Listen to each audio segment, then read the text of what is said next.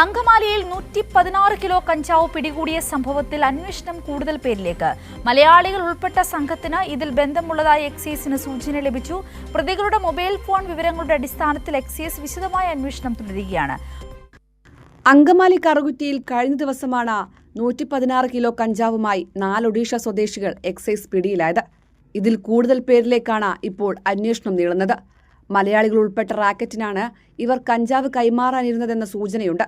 പ്രതികളുടെ mobile phone വിവരങ്ങളുടെ അടിസ്ഥാനത്തിൽ എക്സൈസ് അന്വേഷണം നടത്തിവരികയാണ്.